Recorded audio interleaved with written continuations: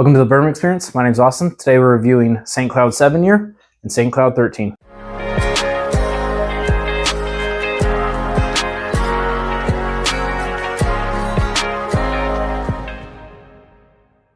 Today we're doing another Sunday special, and we'll be drinking Sant Cloud 7-year and Sant Cloud 13. I got my boy Kev here with me. What's up? We met a few years ago through the local whiskey communities and through some mutual friends, where everyone said, man, you have the same exact palate as Kevin. You got to meet him. He's got to meet you. Like, you guys are the exact same. We ended up working out a trade one day, and he came over, and then he stopped by on his way to another mutual friend of ours. I recall you generously shared a Sant Cloud 13 with me. Yeah, that's right. And that was our first pour together. That is correct. Yeah. So at that time, Sant Cloud 13 was one of my all-time favorites, like a top 5 probably. I thought, well, okay, well, if this guy really is as close to me as I think he is in palate's first time meeting, He might like Sant Cloud 13. I was like, let's have him give it a try, and then we'll see if that's true or whatever. And sure enough, I mean, we hit it off immediately. I started spitting out notes. He spit out notes. I spit out notes. He spit out notes. We were like, damn, we do have the same palate. A week later, he was back in my house and, drinking all kinds of great stuff. Yeah. So we kind of became Sant Cloud fanboys a little bit after that. We ended up going to the San Francisco Whiskey Fest two years ago. And we met the owner there. A lot of these companies have NDAs on their NDAs and NDPs. Yeah. So non-disclosure agreements if they source whiskey for non-distilling producers. What Sant Cloud is, they don't actually distill anything. So what he confirmed to me, and I don't think they say anywhere else because I don't know if they have an NDA or not, is that this is all Barton sourced. We were trying to figure out before, we were thinking Barton for maybe the 13, Heaven Hill for maybe the 7-year, just based off the tasty notes and stuff. Yeah, but it's all confirmed to be Barton. So we're gonna drink 2 7-year single barrels and 2 13-year single barrels, compare them next to each other, see if we're gonna see if they're cut from the same cloth, if they're basically the same, if there's any big differences between the two. And Been waiting for this all week. Let's go. And yeah, so let's start. This is barrel name Art Deco. So Sant Cloud names all of their barrels rather than numbers them. This is 123 proof. Very good. And I'll say this is just about the whiskey. I know there's a lot of controversy over the owner and his personal and business dealings, and I'm not really here to speculate or touch on that. We're just here to talk about the whiskey. What's inside the bottle, man? So immediately I got like honey and kind of an earthy kind of a thing, almost like a Willet profile. Okay, minus like the funkiness though. No like funky cherry or orange. But I get what you're saying. I get a cinnamon in there. Citrus. A little bit of citrus, yeah. Almost like a lime citrus. Yeah, like a rind type of thing, not juice, but the rind. Let's go in.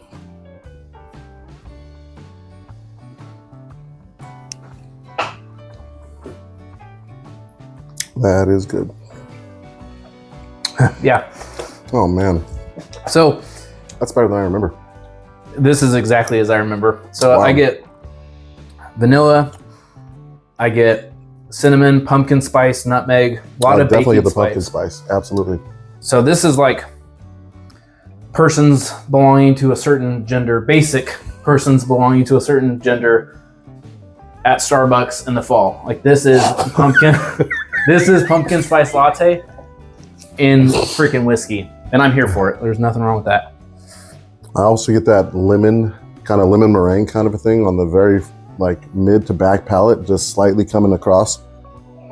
Yeah, I do see that a little bit now that you mention it. Like a citrusy kind of a lime peel, like lemon meringue without the crust.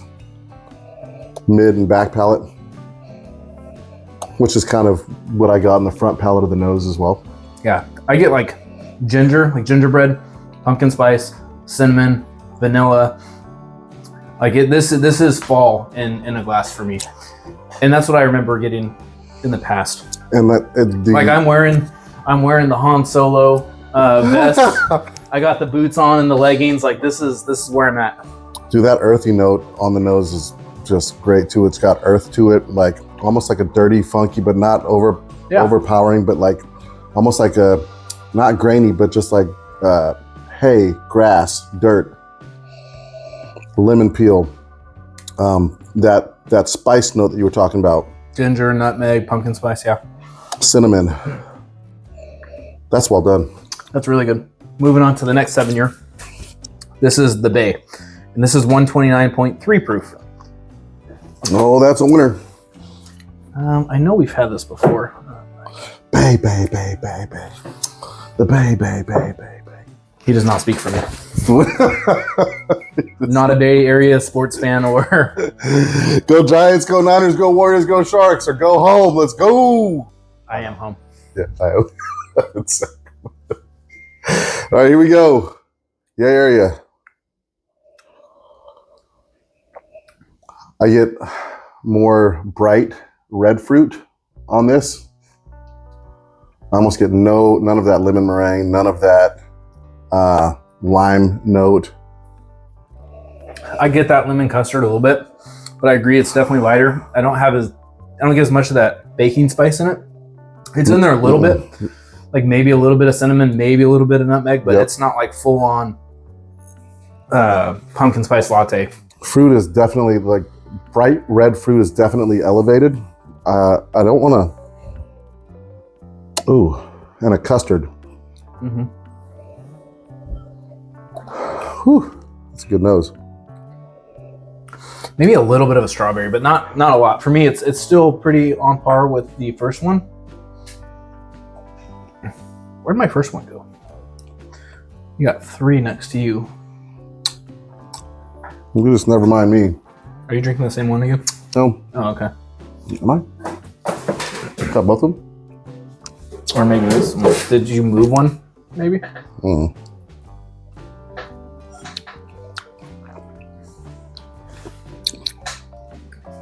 Yeah, these two are different. They're different, right? Yeah. They are cut from the same cloth. They're very similar. There's like slight differences. These are all single barrels, but it's not like one belongs in a different family than the other. Wow. Yeah, that area is it's more pungent. Is that a higher proof? Yeah. Yeah. It's not the Yay area, it's called the Bay. Yay area is a different pick. The Bay, yeah. I would say they're very similar in their overall notes and the experience. And you know, you'll be good if you like this kind of profile. You'll be good with any of the single barrel picks.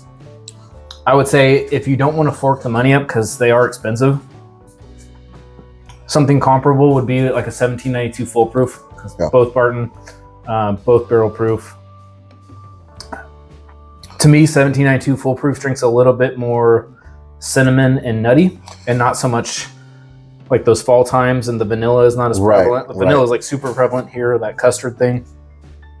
My preference, I think, would be this over 1792 full proof. I agree.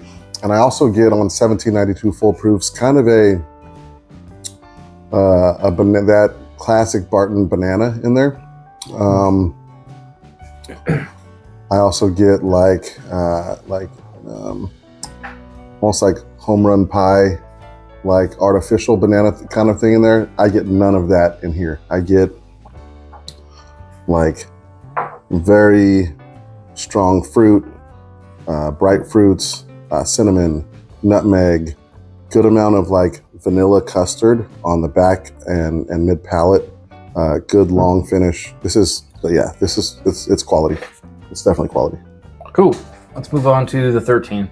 So we both agree. We think it's fantastic. Really good, especially at 7 years. And the two are pretty close. Is kind of. Cherry coming back. I think have a consensus on that. Oh yeah, for sure. So now we're going to move to the 13 year. 13 is like $199 MSRP, maybe. Yeah. The owner did confirm at Whiskey Fest that once these 13s are gone, they're gone. And they've been gone for a little while now. Yeah. But you'll still see them on secondary and some other places. And because they are priced so high, the secondary actually has come down to basically MSRP on them, which I don't know, kind of take it or leave it, good or bad. I mentioned that on my Wild Turkey Generations review, that it's priced so high that it kind of drove the secondary market out of it. Kind of the same way with this and whatever. Like a Kentucky Owlish kind of a product, just drive the secondary market on out of there. Yeah. So this 13-year. But fantastic stuff. So again, this is the first bottle. I don't know if it's the same pick, but this is the first bottle, Sant Cloud 13, that Austin shared with me. And this is the first pour that we actually had together. So we both thought it was fantastic. I hope it's the same today. And it's not that one. This is the 9 Muses. 9 Muses? Yeah. I love that one too. And so this is 9 Muses. It's 121 proof, so 60.5. And the bottle number doesn't really matter. It's the same damn bad. Same barrel. Same barrel, yeah. You know that. Much more red fruit. Much more red fruit. I think I'm just gonna float on my cloud in heaven right now. Some like brown sugar, red fruit, like strawberry. Oh my gosh, that's good. Oh my gosh, that's good. Yeah, we'll see. This deserves a hat going backwards. Let's before I start speaking on it, let me try it this time. Dude, so much bright red fruit. Bright red apple, but like apple and Jolly Rancher, like watermelon apple, kind of a candy with that like apple, like the red apple kind of a fruit as well. Yeah, that watermelon thing is there on the palate, and the apple is like big time on that palate, which I don't normally get apple on Barton or Sant Cloud products. No. Oh my goodness, that nose. All right, I'm going in.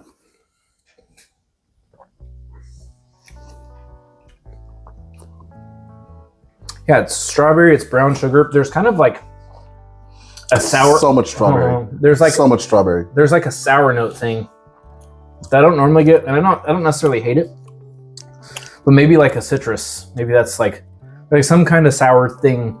I'd say about mid palate, like halfway back, which I don't normally get. But other than that, it's like it's strawberry, it's brown sugar, it's like the sugar in the raw packets, you know, where it's. Yeah, I get the strawberry, brown sugar. I also get that thing you were talking about, the sour note, but I get like now it's on the nose, like I said watermelon, but kind of maybe a sour watermelon or like a sour green Jolly Rancher. I also get that note off of like a straight from the barrel Blanton's kind of a thing. Mm-hmm. But I get like that sour, but I kind of equate it to age as well. The 13 years might have to do with that. So yeah, but I don't really get any like dark oak thing. No, you know, it doesn't taste it. It's strange how the 13-year drinks fruitier, brighter, not bright as in youthy bright, but just bright as in those fruit flavors. Absolutely. Whereas like the pumpkin spice latte is like a darker baking spice thing. Yeah. But people also say younger whiskey has a cinnamon thing. Like people talk about that with Wild Turkey 101 and other Wild Turkey products of having a cinnamon youthiness. Mm-hmm. Not to say that I think Sant Cloud is young, but this doesn't drink darker is what I'm trying to say with that. That's freaking good. That is freaking good. I'm excited for this next one. I'm curious to see if that sour thing is in it. Ready when you are, big dog. Let's do it. Okay, so this one is the one that we first bonded over. This is the Four Seasons, and it's 117 proof. So it's a little bit, it's like 1.5%, 1 or 2% lower, but still really close to the other one. And this one, I mean, I went out of my way to get like 2-3 backups of this specific barrel because this barrel was really special to me. Yep. Ooh. So it's a little bit perfumey on the nose compared to does that. It's a little bit perfumey, but it's like, it is darker than the other one. Stop it. Like way darker. Like Four Roses special releases kind of perfumey. Yeah, okay. Oh my gosh. Dude, that is just, stop it. So I just tasted it. So good. And it's It's the caramel, it's the dark brown sugar, it's cherry, and it's actually one of the first bottles where I was able to get a very unique tasty note rather than just kind of a basic understanding. To me, this is like if you took a strawberry and you put brown sugar on it and then you dehydrated it in the oven, and that was the garnish to a cocktail. Like the way it falls apart, the way it melts, almost like a cotton candy texture, like crunchy thing that as it, like that's what this is. And that note kind of went away from me on this for a while, but I think maybe having some time away, distance makes the heart grow fonder, as they say. It's back now. Boy, is it. That cotton candy note you were talking about is so present. Like, but there's also like, similar to the 7, the other 13, that a little bit of earthiness, a little bit of like dirt, but like way muted, while that cotton candy sweetness is elevated. Mm-hmm. Yeah, that's fantastic. I mean, there's like a little bit of a butterscotch thing on the finish, and then some like dark, not quite chocolate, but like dark oak kind of thing going too on the finish. Even though earlier I said, it's overall brighter. It is overall brighter, but on the finish, there's like this darkness that comes in, this richness. I'm getting orange citrus on the front palate along with that cotton candy, along with the sweetness. Finish that disappears into maple, as Austin mentioned. I said butterscotch, but maple. Or butterscotch, yeah. maple. But maple's right there too, yeah. Oh. Same wheelhouse. God, that's good. Yeah, that's a fantastic pour. Yeah. So I'd say final thoughts. I mean, we're St. Cloud fanboys. Yeah. I didn't like the 100 proof, and so I'm not. Yeah. Let's not even deal with that. But as far as the single barrel special releases, we're safe to say we're fanboys. The 7-year, the 13-year, uncut, unfiltered single barrels, Barton, but doesn't drink like a lot of other Barton. Doesn't drink like 1792. Doesn't drink like the Kirkland Surf stuff. The Trader Joe's stuff. No. It's unique. It's freaking good, dude. This is what that. Get that nose again. Get that nose. I just finished mine, but we'll get my nose. Oh, man. Yeah, it's pretty ridiculous. How freaking good is that? Anyways, you're ready to take them out. And as always, the bourbon experience is all about good pours and great times with whoever you're with. Whiskey's meant to be enjoyed. Crack those bottles. Cheers. Love you, buddy.